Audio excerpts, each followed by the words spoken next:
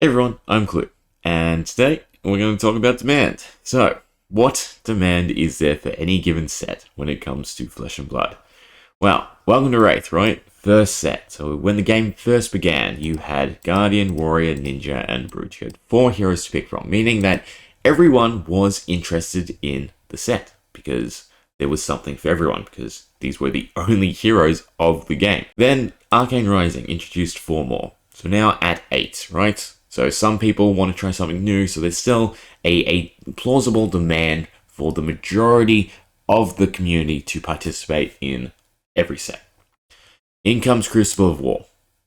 We now get our first supplemental set, supplying cards for all of these different classes, with the addition of Merchant and Shapeshifter, not necessarily as a strict playable class, but more as a fun novelty class, right?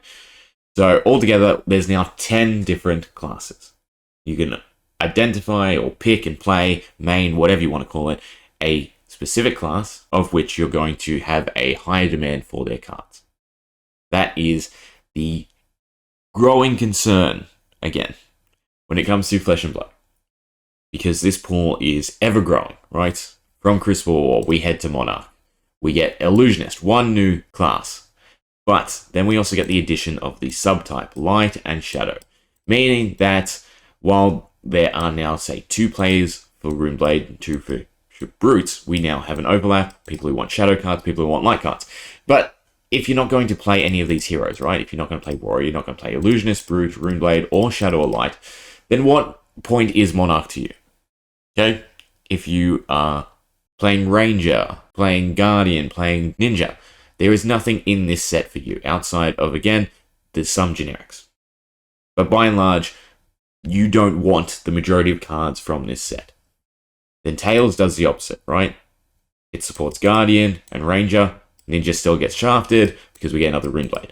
But by and large, right, we have another big set where unless you're playing these characters, unless you're interested in Elemental, right? So unless you're swapping from Azalea to Lexi, unless you're swapping from Bravo to Oldhim, who play, fundamentally different because of the elemental subtype, this set is of no interest to you. You will just pick up the Guardian cards, the Ranger cards, and the Runeblade cards you want from singles, right? This pool is continuing to expand, and we're seeing a narrow focus when it comes to expansions, especially when expansions are a few months apart, right? Magic has sort of gone the other direction. Every expansion is meant to fulfill the needs of every player. So people are getting burnt out because expansions are not drawn out. Whereas Flesh and Blood is the opposite. Every expansion can't fulfill the needs of every player. Yet expansions are still far in between. In the last 3 sets, Uprising, Dynasty, and Outsiders, right? We've had a focus on Ninja, Wizard, and Illusionist, followed by, again, Ninja, Ranger, and Assassin. Assassin featuring also in Dynasty. So unless you're touching these core heroes, chances are you don't really want to open these sets. Outside of the fun of maybe the initial opening on release or anything like that, the longevity of these sets appeal only to a select group of the community. And we're going to see that in Dusk Till Dawn as well. Right, so Dusk Till Dawn is a little bit more promising because of the specializations we've seen so far. But the overall themes attached to it are Light and Shadow again, right? So it is a follow-up to Monarch. That's the whole story context, and it will be reflected to some degree in the cards. So the demand for these specialization cards, despite the fact that it's going to support every hero, well, you're not going to open Dusk Till Dawn looking for all the cards you want. No. You're going to buy singles. Right, that is the mentality.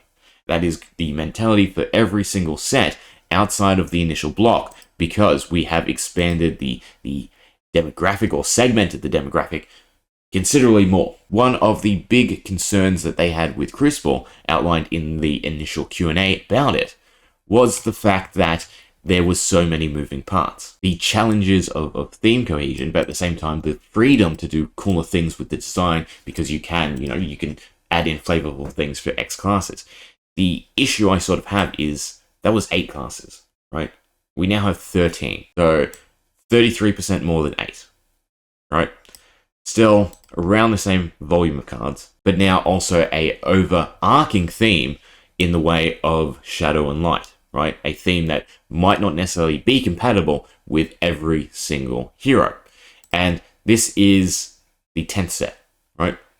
I would be completely amiss if they never added another hero.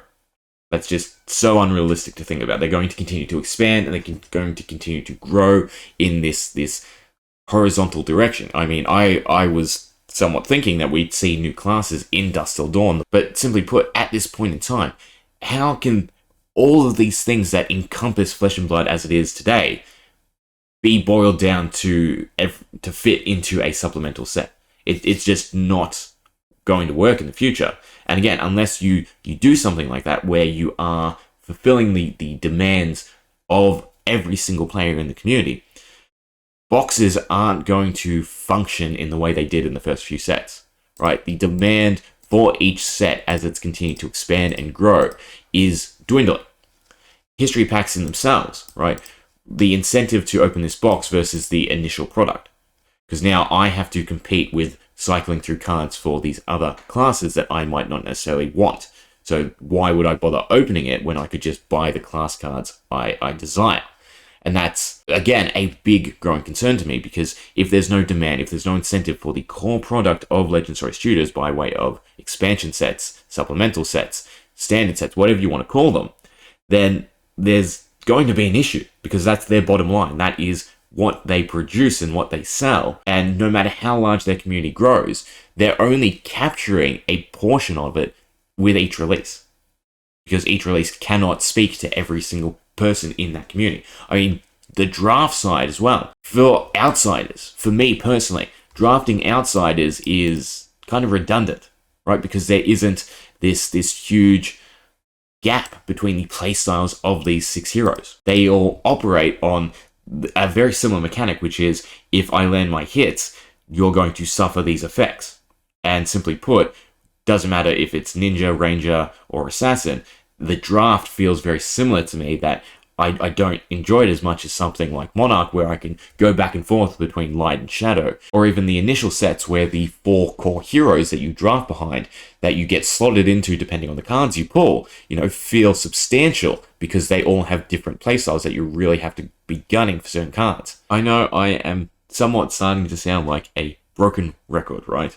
Just raising all these concerns, saying that I have issues with this and that and all this. I do just want to completely convey that I love Flesh and Blood. It is a well-designed game, and I love everything that Legend Story Studios have done. The amount of passion behind every set, the ideas that they're coming up with are fantastic. But at the end of the day, they are a company. They are producing a product that needs to sell in order for them to continue to grow and expand, and for the game in itself to have the luxury and the freedom for them to do the passionate endeavors that they are showcasing with each set, right? Because there is nothing really standardizing these sets, and that in itself is again an issue, because we don't have rotation, right? So we don't have a growing demand for the new sets as they come out, because there is no rotation. If your hero is never touched for 3 to 4 sets, well, you're not going to have any interest in the quote-unquote standard sets, right? You're going to continue to look at the older products, at the older cards, and again, buying older boxes because of their appreciation and everything that comes with that. Everything one gets directed to the singles market, okay? And the singles market is not controlled, operated, or really pumping anything back to Legend Story Studios. I just, in all honesty, can't see how the boom in growth that we're seeing in the play community is being translated to growth in Legend Story Studios. Once again, it simply boils down to box incentive, and for the majority of sets, they're not going to meet the demands of the many.